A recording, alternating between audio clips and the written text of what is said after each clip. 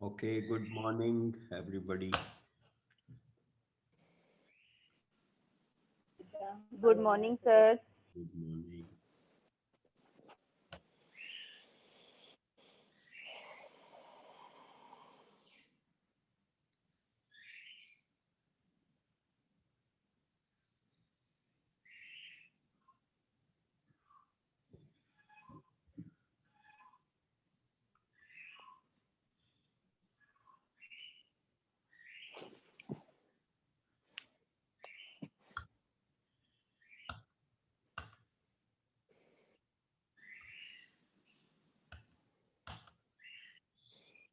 Okay, let us continue our discussion regarding the Moss bar spectroscopy. Uh, Moss bar spectroscopy, may we have learned that the it is number one. It is a nuclear analytical technique used for elemental analysis. And the basic principle is uh, as we go back,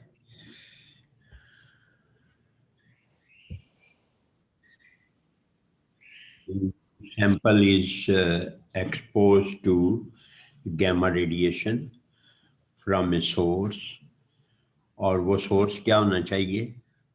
Shaima आप बताएं, ये कौन सा source होगा किसी भी खास sample के लिए? गामा रेडिएशन कहाँ से लेंगे, कौन से आइसोटोप से? जी जी बेटा साइमा।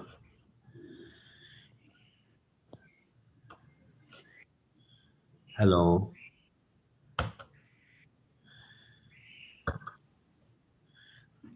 चलें और कोई बताएं, आमिर आप बता दें। सर सेम सोर्स तो नहीं चाहिए उसकी आइसोटोप, और मतलब सैंपल सेम होना चाहिए। हाँ, ये सेम से क्या मुराद, मसलन एग्जांपल से बताएं। सर मतलब उसकी जो मास नंबर है वो सेम होना चाहिए। यस, फर्ज किया कि if we are going to analyse iron, तो आयरन के न्यूक्लियस के अंदर जितने न्यूट्रॉन हैं और जितने प्रोटॉन हैं, तो उतने ही न्यूट्रॉन और प्रोटॉन होने चाहिए उस आइसोटोप में जो रेडियो एक्टिव होगा, जिसमें से गामा रेडिएशन आएगी। ये पहली कंडीशन है, ठीक है। तो उसकी रीजन क्या है कि वो ही, ये जैसे हमने पढ़ा था एटॉमिक अब्जॉर्प्शन में कि वहाँ पे रेडिएशन सोर्स वही एलिमेंट होता है, वो हॉलो कैथोड लैंप। तो एग्जैक्टली इसकी भी मिलती जुलती कंडीशन है कि रेडिएशन का सोर्स वो आइसोटोप होगा जिसका मास नंबर, जिसमें number of neutron and proton बराबर होंगे उस एलिमेंट के मास नंबर से जिसको हम एनालाइज करने जा रहे हैं। ओके, स्पेसिफिक एनर्जी चाहिए होती है इसलिए। जी जी बेटे आप क्या कह रहे हैं? स्पेसिफिक एनर्जी चाहिए होती है, वो उसी आइसोटोप से मिल सकती स्पेसिफिक एनर्जी, क्योंकि रेजोनेंस होनी होती है। तो जो टारगेट आपका एलिमेंट है, तो उसका जो एनर्जी गैप है, उससे मैचिंग आपको एनर्जी चाहिए होगी गैमा रेडिएशन, तो वो उसी आइसोटोप से मिल सकती है जिसका मास नंबर सिमिलर हो।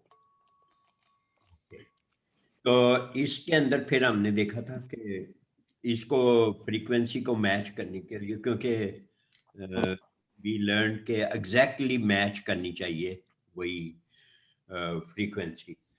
तो फिर हमने देखा कि जिस आइसोटोप से रेडिएशन निकल रही है उसकी पोजीशन ऐसी है जैसे गन से गोली निकल रही है। तो जब गन से गोली निकलेगी उसकी एनर्जी जो है कुछ गन को पीछे पुश करने में कंज्यूम हो जाती है, रिकॉइल एनर्जी।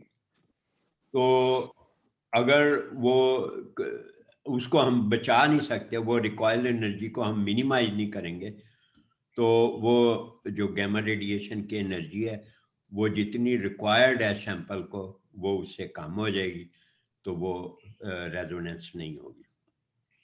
उसके लिए फिर जो आपका सोर्स है उसको मूव करवाते हैं आगे पीछे। तो ये आप देख रहे हैं कि ये बना हुआ है, स्टेप सा बना हुआ है, इसको ड्राइव कहते हैं। ये ट्रैक है, जिस तरह ट्रेन का ट्रैक होता है, इसके ऊपर ये चल रही है, इसके ऊपर लगा हुआ है ये आपका सोर्स गैमा रेडी। तो इसको आगे पीछे करेंगे तो इसको कहते हैं डॉपलर इफेक्ट, कि अगर एनर्जी थोड़ी कम हो रही है ना तो इसको मूव करेंगे towards the target, towards the sample, तो वो जो loss of energy, while energy है, वो पूरा हो जाएगा। तो इसकी मिसाल हमने दी थी डॉपलर इफेक्ट की, कि वो एम्बुलेंस के ऊपर जो हॉर्न है, सायरन है, वो बज रहा होता है। अगर दूर हो तो मध्यम आवाज आएगी, अगर जूं जूं करीब आएगी तो वो तेज हो जाएगी। ये तो बड़ी लॉजिकल वो चीज है। तो इस तरह से हम उस लॉस ऑफ एनर्जी को कंपनसेट कर सकते हैं by moving the source of gamma ray. इसका मतलब मूव करने से उसकी फ्रीक्वेंसी जो है वो चेंज हो जाएगी। ओके, तो जब फ्रीक्वेंसी चेंज हो जाएगी तो वो एनर्जी मैच करेगी जहां, तो आप इसको मूव करते जाएं, तो जहां पे मैच कर जाए वहां पे वो रेजोनेंस हो जाएगी। तो फिर ग्राफ बनेगा किस तरह से, ये हमने देखा था।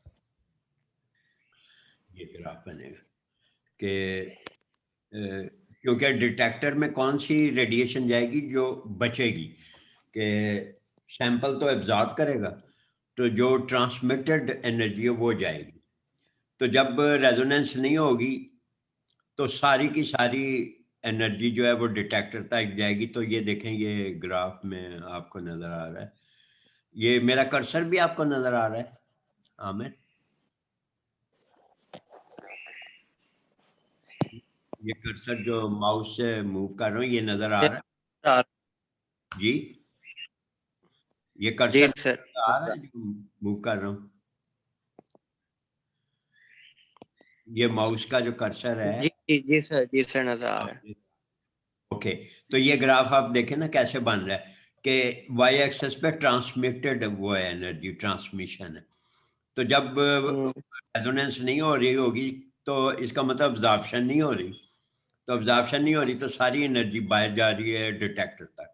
तो ये देखें हाईएस्ट वो होगी, तो यूं वो करीब पहुंचेगा, एब्जॉर्ब होनी चाहिए, तो फिर एकदम एनर्जी एब्जॉर्ब हो जाएगी, आगे कुछ नहीं जाएगी, जीरो हो जाएगी ऑलमोस्ट ट्रांसमिटेंस। तो इस तरह से फिर वो सोर्स तो आगे चल रहा है, ट्रेन की तरह चलता जाएगा, तो फिर आगे जाएगा, फिर एनर्जी जो है वो मैच नहीं करेगी और ज़्यादा हो जाएगी, तो फिर वो फिर एब्जॉर्ब नहीं होगी और ट्रांसमिट होना शुरू हो जाएगी। तो इस तरह से अच्छा।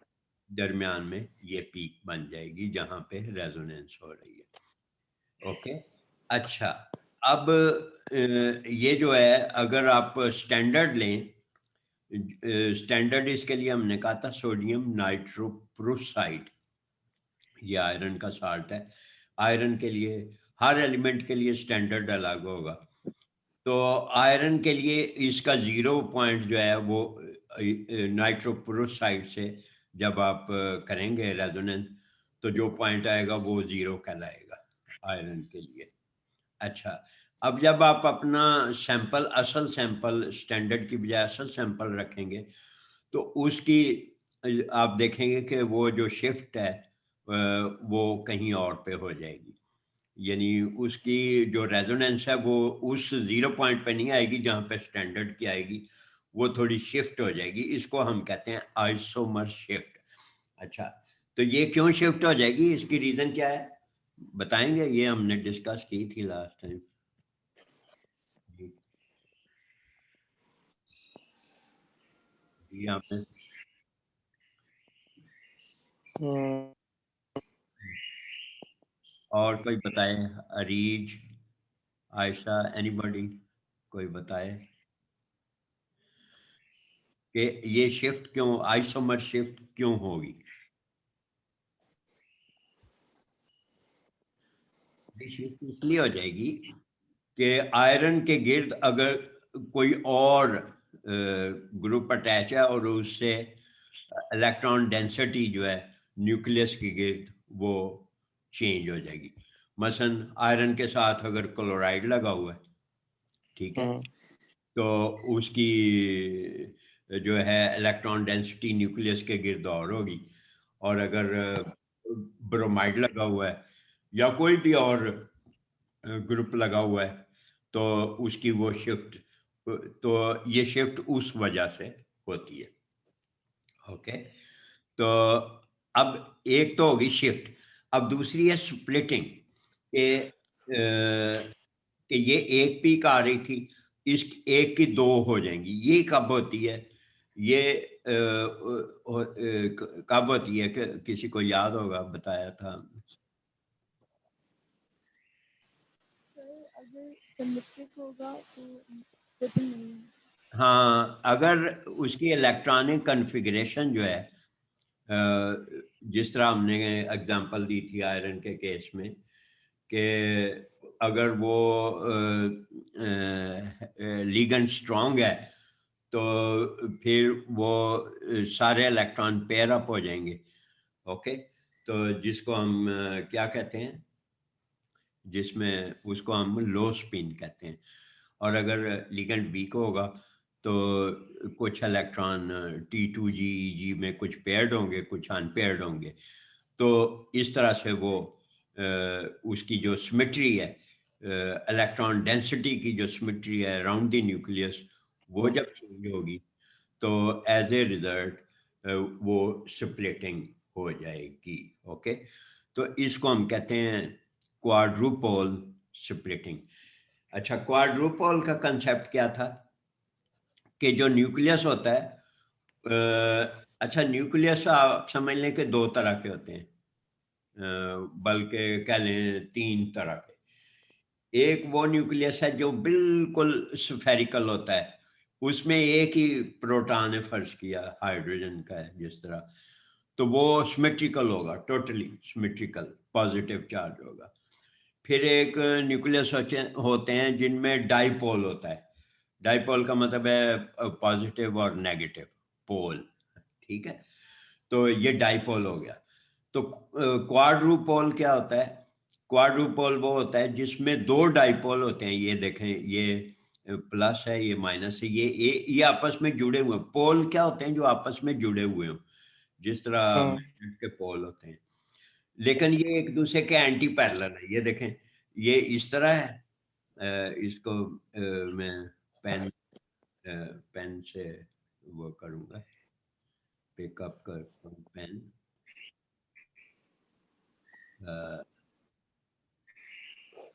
ये सर कुछ स्टूडेंट क्लास ज्वाइन करना चाह रहे हैं तो मैं प्लीज अलाउ कर दो। जी, सर कुछ स्टूडेंट क्लास ज्वाइन करना चाह रहे हैं तो अलाउ नहीं कर रहे हैं। अच्छा, तो वो हैं तो नहीं वेटिंग में? जो हैं वो सारे मैं अलाउ किए हुए हैं। चलें, अब वो दोबारा उन्हें कहीं कर ट्राई करें। ओके, तो अब देखें, ये जो है ना, ये आपस में जुड़े हुए हैं, ये इस तरह, ये इस तरह, ये जुड़े हुए हैं।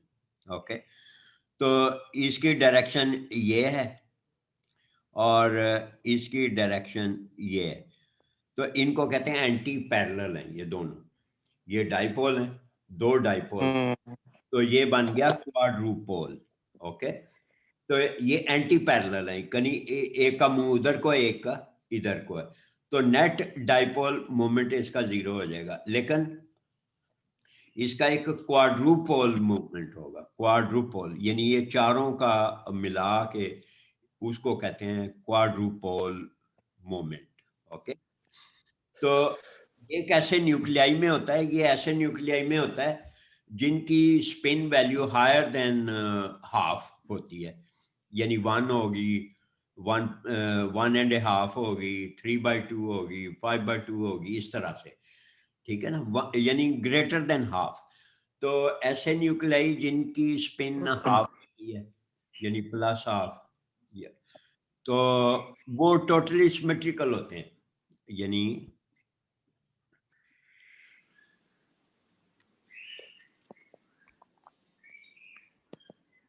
तो जिनकी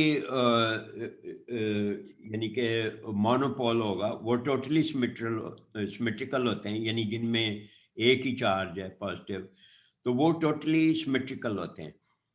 जिनमें क्वाड्रुपल होता है वो स्फेरिकल नहीं, उनके न्यूक्लियस पिचके हुए होते हैं, जिस तरह आपका वो रग्बी वाला बॉल होता है, उस तरह के न्यूक्लियाई होते हैं, पिचके हुए होते हैं, ओके, लाइक दिस। तो उनके अंदर ये क्वाड्रुप, वो पिचकते क्यों हैं, वो आपने समझना है कि वो इसलिए पिचके हुए होते हैं कि उनके अंदर जो चार्जेस हैं उनकी डिस्ट्रीब्यूशन जो है वो अनइक्वल होती है, कोई ऊपर कुछ और है, नीचे कुछ और है, तो वो किसी एक्सेस से वो ऊपर से प्रेस हो जाते हैं, किसी में वो चौड़े हो जाते हैं, तो कभी उनकी पोजीशन इस तरह हो जाएगी, ये देखें, कभी उनकी position, let me pick the pen,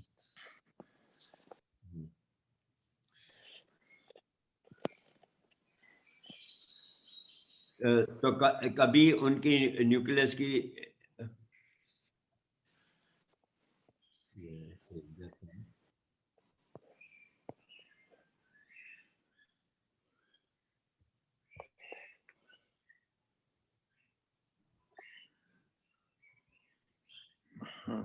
तो कभी वो ऐसे हो जाएंगे और या ऐसे हो जाएंगे, ओके। तो वो पिचके हुए होते हैं, वो पिचके हुए क्यों होते हैं कि एक तरफ इलेक्ट्रॉन डेंसिटी कुछ है, दूसरी तरफ कुछ है, इस तरह करके, ओके। तो अनइक्वल डिस्ट्रीब्यूशन या asymmetrical distribution of charges in the nucleus. अच्छा, अब आप में से कुछ बच्चे ये भी कंफ्यूज होंगे कि न्यूक्लियस में तो प्रोटॉन ही होता है, तो वो नेगेटिव कहाँ से आ गया, इसका कोई आपको आइडिया है?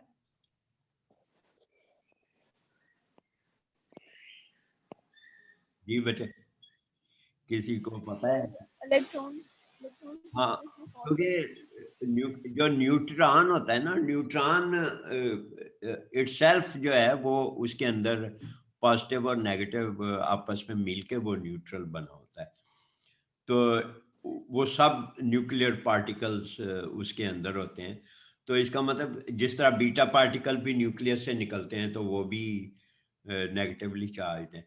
तो न्यूक्लियस के अंदर दोनों चार्जेस होते हैं, तो जब हम कहते हैं न्यूक्लियस पॉजिटिव होता है तो वो ओवरऑल उसका जो नेट चार्ज है वो कहलाता है प्रोटॉन की वजह से, कि वो ओवरऑल पॉजिटिव चार्ज ज़्यादा होता है।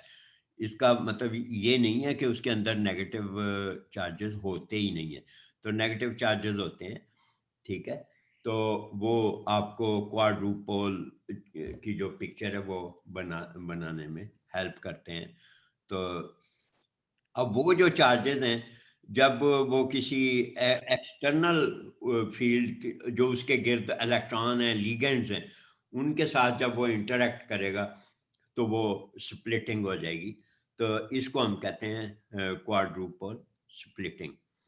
तो ये क्वाड्रुपल स्प्लिटिंग जहाँ पे भी अनइक्वल डिस्ट्रीब्यूशन ऑफ इलेक्ट्रॉन होगी, तो इसका मतलब है कि न्यूक्लियस जो है उसका जो क्वाड्रुपल है वो इंटरेक्ट करेगा विद द इलेक्ट्रॉनिक फील्ड। जो इलेक्ट्रॉन चूंकि घूमते रहते हैं तो वो इलेक्ट्रिकल करंट प्रोड्यूस करते हैं, तो जब इलेक्ट्रिकल करंट होगा तो वो न्यूक्लियस जिसके अंदर ये क्वाड्रुपल है वो कैसे अनअफेक्टेड रह सकता है, ओके।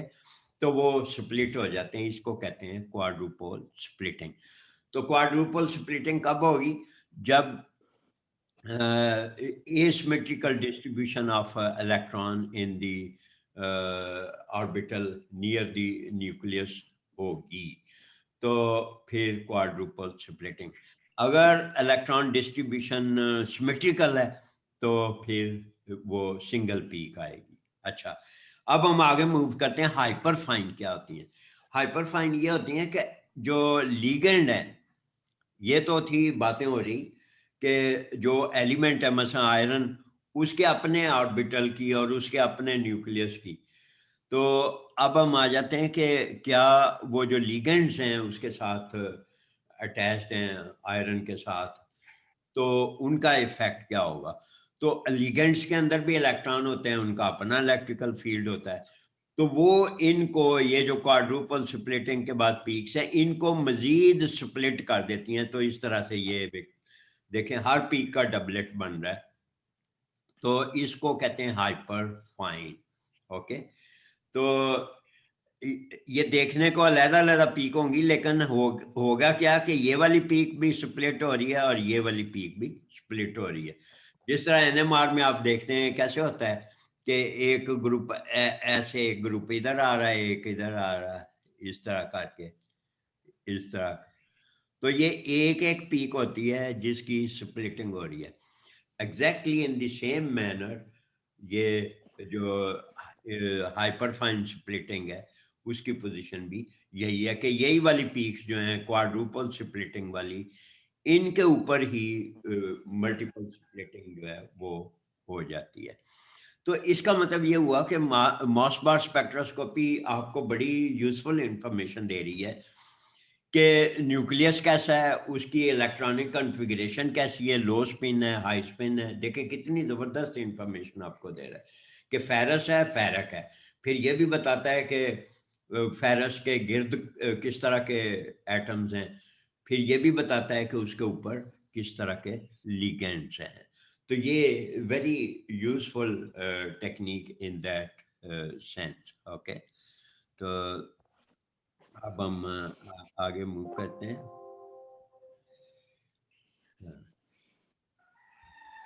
तो ये सारी चीजें हमने एक्सप्लेन कर ली, ये लिखी हुई हैं, ये आप पढ़ लेंगे। ओके, तो बाकी ये सिर्फ आपने पढ़ना ही है कि कौन ये जो टेबल दिया हुआ है, इस टेबल में ये रेड वाले गैमा सोर्सेज हैं। तो इसमें आप देखेंगे कि ये कोबाल्ट का सोर्स जो था, ये कोबाल्ट है, ये आयरन है। तो ये आगे पीछे हैं। तो जब ये इलेक्ट्रॉन के कैप्चर होता है तो ये इसका एटॉमिक नंबर कम हो जाता है, तो ये आयरन में कन्वर्ट हो जाता है। तो इसी तरह आपने ऐसे ये जो गैमा सोर्सेज हैं, इनके नेबर वाले ही एलिमेंट जो हैं वो हम यूज कर सकते हैं। ये टिन है, इंडियम है, एंड सो ऑन, इस तरह से। तो जो उनके करीब करीब वाले हैं, ताकि वो आफ्टर एलिमिनेशन ऑफ या डिसइंटीग्रेशन ऑफ न्यूक्लियस, तो वो जो टारगेट एलिमेंट है उसके न्यूक्लियस के बराबर उसकी कॉन्फ़िगरेशन हो जाए। तो इसलिए ये टेक्निक लिमिटेड है, यूजफुल है लेकिन लिमिटेड है। अच्छा, अब रिकॉयल पे थोड़ी सी मैं बात कर लूँ। हमने वो गन की मिसाल दी, तो इसमें एक लिमिटेशन इस टेक्निक की है कि only solids can be analysed. ठीक है, तो वो सॉलिड का क्या फलसफा है, उसमें क्या छुपा हुआ राज है कि व्हाई नॉट लिक्विड? एंड तो लिक्विड और जो गैसेस स्टेट में होते हैं वो ऑलमोस्ट दूर दूर होते हैं, जो एटम्स हैं, तो और मूव करते रहते हैं। तो एज ए रिजल्ट उसके ऊपर वो जो अनइक्वल डिस्ट्रीब्यूशन है वो नहीं रहती, वो कायम नहीं रहती। तो चूंकि वो मूव करते रहते हैं तो एवरेज हो जाती है, तो एवरेज होके वो जीरो हो जाती है। तो एज ए रिजल्ट ये नंबर टू रिकॉयल। रिकॉयल अगर आप गन को बांध दें, किसी जगह फिक्स कर दें, जैसा फौजियों ने बांधी होती है, फिर भी वो झटका लगता है। लेकिन अगर आप उसको बिल्कुल फिक्स कर दें दीवार के अंदर, तो फिर वो मूव नहीं कर सकती। तो exactly in the same manner recoil को मिनिमाइज करने का तरीका यही है कि सॉलिड जो आपका सोर्स है उसको किसी सॉलिड के अंदर रखें और आपका जो सैंपल है वो भी सॉलिड हो, ताकि वो रिकॉयल का इफेक्ट जो है वो मिनिमाइज हो जाए। तो इसलिए ये टेक्निक जो है it is only useful for solids and not useful for liquid. तो ये क्विज का क्वेश्चन है कि वाई, ये अगर मैं आपसे पूछूं कि दी Mossbauer spectroscopy is useful only for solids because, तो because के आगे आपने क्या लिखना है जी ज़ैनब, आप बताएं क्या लिखेंगे? क्योंकि सॉलिड सोर्स यूज करने से हमारा टू मिनिमाइज द रिकॉयल, बस ये आपने वो लिखा। कम हो जाएगा। Because in the liquid and gaseous state, recoil energy will be greater. तो क्योंकि वो मोबाइल होगा, सिस्टम हिलता रहता है, तो इसलिए तो उसको फिक्स कर देंगे सॉलिड की फॉर्म में क्रिस्टल के अंदर, तो वो हिलेगा नहीं, तो वो रिकॉयल जो है वो मिनिमाइज हो जाएगा। ओके, तो ये बाकी सारी चीजें आपने पढ़ लेनी है इसकी एप्लीकेशन। अब हम आते हैं न्यूक्लियर क्वाड्रुपोल। ये this is another nuclear analytical technique. ये थोड़ी बहुत एनएमआर से ये मिलती जुलती है। तो एनएमआर में क्या होता है कि वही जो न्यूक्लियर स्पिन होती है, तो जिनकी कोई स्पिन वैल्यू, जिनकी न्यूक्लियर स्पिन 0 हो जाएगी नेट, उनका एनएमआर नहीं आता। जैसा कार्बन 12 है उसका कोई एनएमआर नहीं होता, ड्यूटीरियम का कोई एनएमआर नहीं होता, ठीक है। तो जिनकी ऐसे न्यूक्लियाई जिनकी न्यूक्लियर स्पिन होगी एटलीस्ट हाफ हो, 1 हो, इससे ज्यादा हो, उन सब का एनएमआर आएगा। न्यूक्लियर क्वाड्रुपल रेजोनेंस जो है उसमें सिमिलैरिटी क्या है एनएमआर से कि इसके अंदर भी रेडियो फ्रीक्वेंसी जो है वो रेडिएशन सोर्स जो है वो यूज होता है, रेडियो फ्रीक्वेंसी यूज होती है। ओके, तो एनएमआर में भी रेडियो फ्रीक्वेंसी यूज होती है, और एनएमआर भी न्यूक्लियर के साथ इंटरेक्ट करती है रेडियो फ्रीक्वेंसी, एनक्यूआर में भी वही करती है। लेकिन उसमें क्या करते हैं कि मॉलिक्यूल को हम किस में रखते हैं, आपको पता है एनएमआर में मॉलिक्यूल को किस किस चीज के अंदर रखते हैं? Sir magnet. Yes, magnetic field में, ठीक है। इसमें मैग्नेटिक फील्ड नहीं रखते, ये फर्क है। दूसरे लफ्जों में आप ये कह लें कि ये एनएमआर है विदाउट मैग्नेटिक फील्ड। ओके, सिर्फ आपने रेडियो फ्रीक्वेंसी सैंपल पे डालनी है। दूसरे लफ्जों में अब मैं बिल्कुल रफ लैंग्वेज में आम लोगों की समझ के लिए ये है कि मसलन ये मेरे पास कोई मटेरियल है, ये आप देख सकते हैं मेरे हाथ में क्या है, नजर आ रहे? सर की रिंग है। की रिंग। तो ये मटेरियल है, इसके ऊपर अगर मैं रेडियो फ्रीक्वेंसी डालूंगा तो वो कुछ फ्रीक्वेंसी जो है ये ऑब्जर्व कर लेगा, उससे अगर वो मैचिंग है इसके न्यूक्लियस के साथ तो वो रेजोनेंस हो जाएगी, तो फिर वो एक्साइटेड स्टेट में चला जाएगा। जब वो ग्राउंड स्टेट में आएगा तो क्या करेगा, वही रेडियो फ्रीक्वेंसी इमिट करेगा, ठीक है। बेसिक प्रिंसिपल जो स्पेक्ट्रोस्कोपी सबका यही है कि जो ऑब्जर्व करता है वही इमिट करता है। तो जब इस पे मैंने कोई रेडियो फ्रीक्वेंसी डाली, ठीक है, तो ये आगे से फिर एक्साइट होगा, एक्साइट होने के बाद फिर ग्राउंड स्टेट पे आएगा तो वही रेडियो फ्रीक्वेंसी इमिट करेगा, तो वो आप सुन सकते हैं अगर वो ऑडिबल है। तो दूसरे लफ्जों में ये है कि आप हर मटेरियल से बातें कर सकते हैं। मसलन ये कीरेंगे ना, मैं पूछूंगा कभी हाँ जी आप क्या हैं, ठीक है, तो इसका मतलब मेरी आवाज़ जो है वो उसके ऊपर जा रही है, वो तो साउंड वेव जा रही। इसी तरह अगर मैं रेडियो वेव्स इसके ऊपर डालूंगा तो ये वापस मुझे जवाब देगा कि मैं क्या हूँ। तो दूसरे लफ्जों में ये सादा अल्फाज में NQR क्या है, तो इससे आप अंदाजा कर लें कि कायनात में हर चीज बोलती है। लेकिन उसकी लैंग्वेज उसकी वो डिफरेंट है। होती है। तो इसकी लैंग्वेज फिर कैसे आप समझेंगे? रेडियो फ्रीक्वेंसी को आपको कैसे समझ आएगी? तो जिस तरह आप रेडियो लगाते हैं तो कैसे कैच करते हैं वो जो रेडियो फ्रीक्वेंसी आ रही होती है एफएम से, उससे वो कैसे आप कैच करते हैं, बताइए जरा। जी दाऊद आप बता दें। सर साउंड की फॉर्म में वो सुनते जी, हैं। वो कैच कैसे करते हैं? रेडियो पे सर एंटेना होता है, कार के ऊपर एंटेना होता है जो उसको कैच करता है। नहीं, कैच तो करता है लेकिन आप कुछ हाथों से कुछ करते होगे नहीं, क्या करते हो? हाँ वो ट्यून करते हैं। ट्यून, वो फ्रीक्वेंसी ढूंढते हो जहां पे रेजोनेंस होगी, जो आपको चाहिए, जो जोन सा एफएम चाहिए या वो चाहिए, वो आपको ट्यून करना पड़ेगा। इसका मतलब आपके पास वो रिसीवर होता है जो रेडियो फ्रीक्वेंसी को रिसीव करता है। तो जो रेडियो स्टेशन पे होता है वो क्या होता है जो आप तक भेजता है वो साउंड, वो वेव्स जो है रेडियो वेव्स, वो क्या होता है? उसको क्या कहते हैं? उसको ट्रांसमीटर कहते हैं। ओके, तो इसका मतलब आपको एक ट्रांसमीटर चाहिए जो रेडियो फ्रीक्वेंसी जनरेट करे, और दूसरा क्या चाहिए? रिसीवर। ठीक है, तो जो इंस्ट्रूमेंट होगा न्यूक्लियर क्वाड्रुपल रेजोनेंस इंस्ट्रूमेंट होगा, उसमें डिटेक्टर क्या होगा? रेडियो फ्रीक्वेंसी रिसीवर, और एक होगा रेडियो फ्रीक्वेंसी जनरेटर।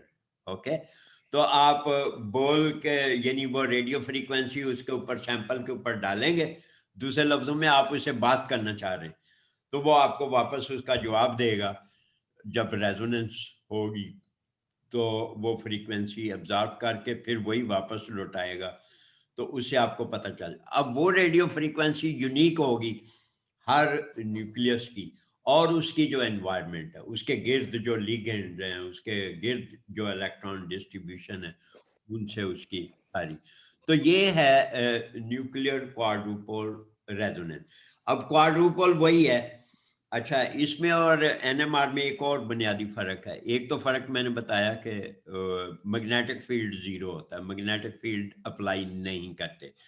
दूसरा फर्क यह है कि इसमें जो न्यूक्लियर स्पिन है वो that must be greater than half, क्योंकि क्वाड्रुपल किन न्यूक्लियाई में होता है जिनमें स्पिन, न्यूक्लियर स्पिन जो है वो हाफ से ज्यादा हो, यानी 1 हो, 1.5, 3/2 एंड सो ऑन, 5/2, इस तरह से मल्टीपल्स जो है वो उसके चलते जाते हैं। ओके, तो ऐसे न्यूक्लियाई जिनकी स्पिन ग्रेटर देन हाफ होगी उनमें क्वाड्रुपल होगा। क्वाड्रुपल सिर्फ उनमें, क्योंकि उनका न्यूक्लियस अनसिमेट्रिकल होता है।